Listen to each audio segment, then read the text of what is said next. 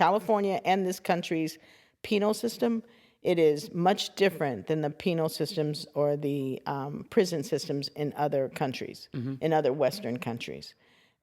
We are the most inhumane prison in the Western world. Our system is built on punishment as opposed to helping victims or recognizing that most of the people who are incarcerated were themselves victims at one point, and the kind of circular nature of that. And so we see what they call recidivism rates, which is the rate at which a person returns to jail within, say, 3 years after they were released. And so we see high recidivism rates of 50% or better most of the time.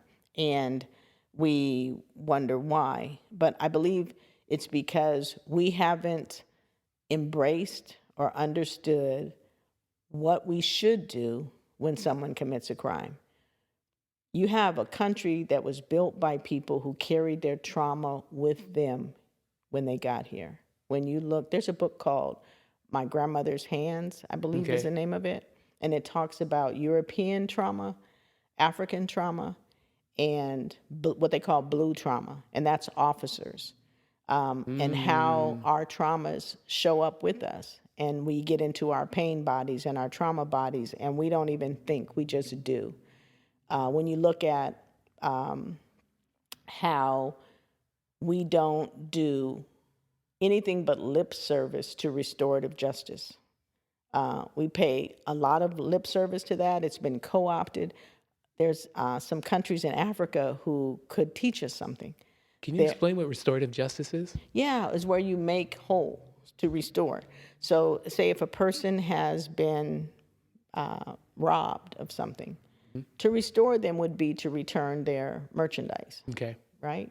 If a person has been violated in their body or their person, then many restorative principles would say it's up to that person To choose what they want. Do they want to talk to the person that violated them or no?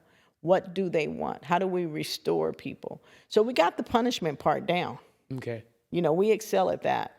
But are we helping the people who have been victimized by crime by simply locking someone up? If a person has lost a family member, is locking someone up what they want? And so there are some groups who are focused and led by victims of crime who have different ideas about what they'd like to see. But our system is so big. We have a penal economy. And what I mean by that, a lot of money. we are invested in that. And the only way to disinvest in that is to find something else for people to do. Do you have to be a CO? Or is there other work that would benefit community and society? I think when you look at the stats of what correctional officers look like in terms of alcoholism and drug addiction, suicide rates, depression, and the mental illness themselves, from having a job that requires they cage someone and watch them every day, it takes a toll. There's no winners in the current system. Yeah. It's interesting because I saw a video recently about a robot correction officer. So that might be the future, which is not a good future, but if they're already implementing it, then yeah, it was. And there were some interesting things that happened. I think someone attacked the robot and the robot responded as it was trained to do. And I just wrote this question down, and I'm going to connect it to, because in my mind, I think people are always going to commit crimes. I think it's just part of people, right? And so, and I think people are always going to be put in prisons, or I call it timeout. People are going to have to be put in timeout. So Vonya, hypothetically speaking, let's say you were given $1 billion, right? And we're aware that people are still probably going to commit crimes and need to be put in timeout. Would you ever create your own private prison? And if so, how would you go about making it run and function? No, I would never create a private prison. A private space, a private center, a private healing space. Yeah. And I agree. There's always going to be a percentage of people that are antisocial to the level that they cannot be with people. But 98% of the people that go to prison come home.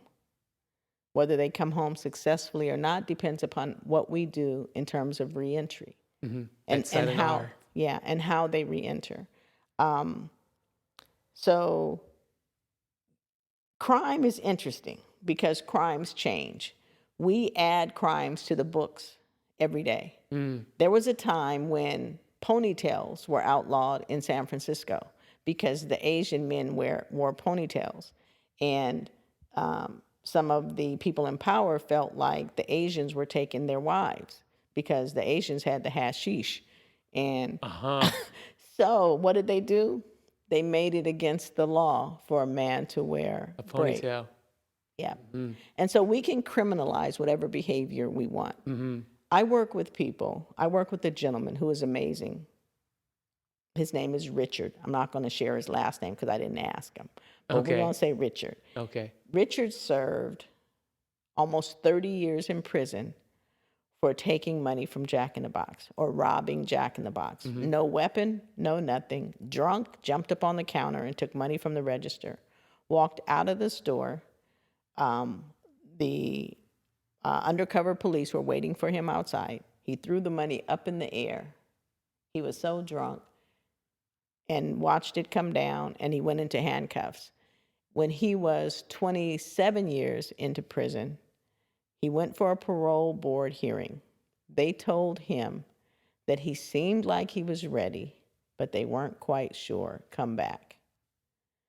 At best, he would have gotten away with $300 of Jack in the Box's money. Jack in the Box would have gotten that money returned through insurance. Yeah. This man spent 28 or 29 years in prison for some money he didn't even get. There was no weapon involved. That's not justice. To me, that's a crime itself. Yeah. A crime against a quote unquote crime. Not just against him, against his children, against his family at home. Yeah. To me, that was a value statement. And that's what motivates me to do the work I do. Ooh, I love that. Vonay, I want to thank you again for being here. So, you work, obviously, we've been talking about working with a lot of the incarcerated people, right? What have you learned about working with them? And then also about how society treats them after they've been rehabilitated with the silent R? I think there's work to do in both areas. One is, I think people with criminal convictions are coming into organizations, adding value to this reentry work, adding value to work in general.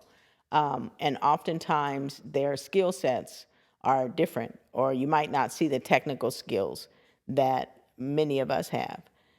So I think it's our challenge to value them in the workplace and accept what they bring to the workplace and use that, and then not confining them to their experiences. And what I mean by that is, you can share your experiences, and we're grateful that that you're able to share those. But you can also help us determine strategy. You can help us at the policy tables, so that we don't say this is your role, but allowing them to come in and lead. That I think is important to the movement, the community, and to their own personal worth and value. Is how we work with them. I forgot the other part of your question. How society views the incarcerated and been treating the incarcerated. So it's really been rough, and it is, in this time period, it feels like we're going through a reconstruction period, or the period following the reconstruction period. So at the end of slavery, there was this reconstruction period where black folks was coming in, and black folks was in style, right? Okay. They was in style for maybe a few years, 2 to 5 years, 2 to 7 years. Well, people like wearing black folks, or like what's? They weren't wearing them, but they was voting for them. Got you. That was a joke. Yeah. They was voting for them. Got you. All right. And so we had that period, and now we're going back to the backlash part. How do we make sure that this national framing of what it means to be a person convicted of a felony, which seems to be taking the emphasis off the humanity part and returning us to a time when it was okay to refer to people by their status: felon, convict. Okay.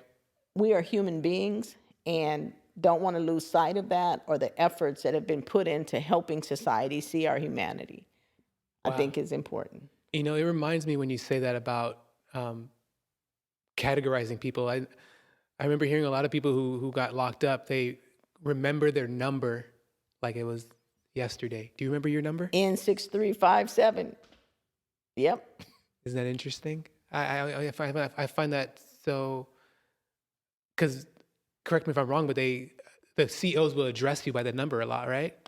That or inmate. So I Okay. don't know if they memorize people's numbers, but they would definitely address us by inmate. And I remember paroling and them being told on my way out, you have ruined your life. You can't vote. You're not going to be able to get a job. We'll hold your bed for you till you get back. Okay, we'll be here for you. Yeah. Yeah. Wow, you know, and that makes me think, you know, because I believe you're a grandmother, right? You mentioned.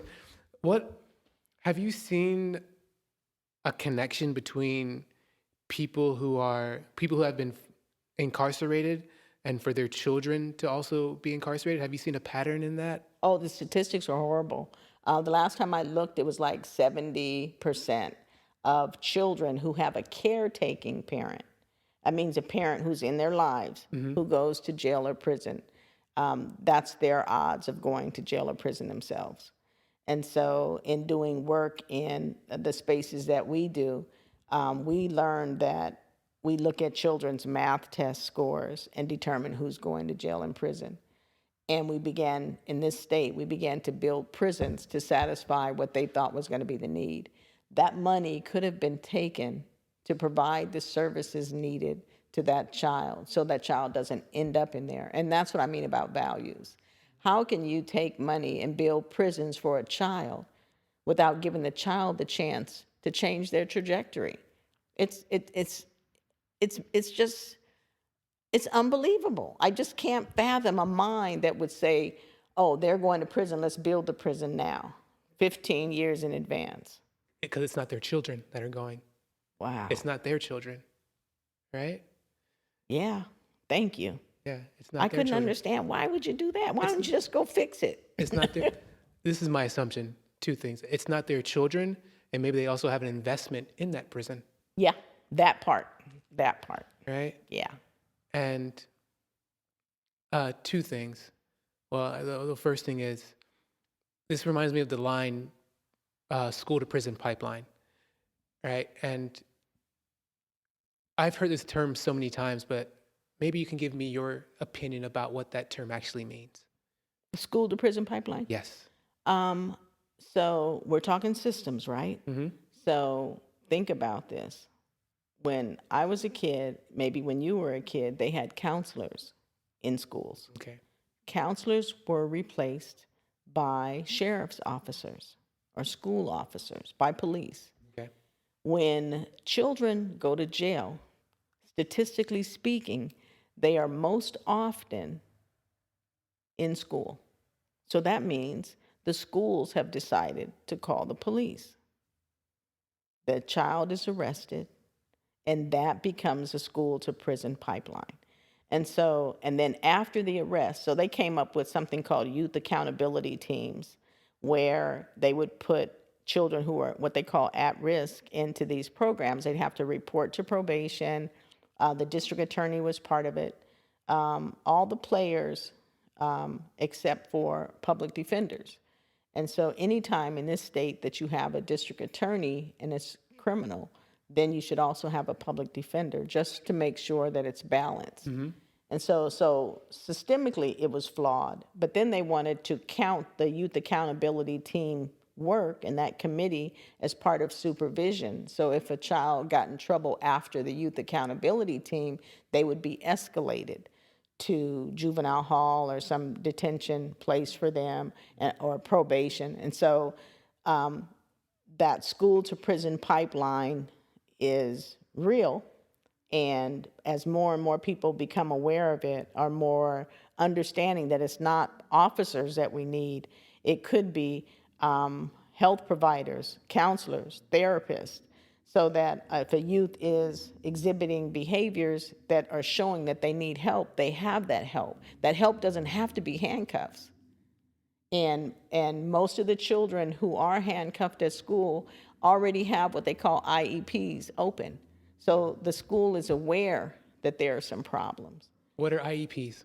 Individual education plans. What does that mean? That means that, say your child is at school and demonstrating a special need, whether it's behavioral or education, you can have an IEP meeting with the school and ask the school to provide or help to provide whatever services are needed. And they begin to do evaluations. You can get a mental health evaluation or something for your child if you believe that there could be a mental health reason why they're seeing behaviors. Oftentimes, when the behaviors show up, they automatically think it's a behavioral meeting, but sometimes it could be autism, it could be ADHD, or a lot of other things. And a child should get the support and not the handcuffs.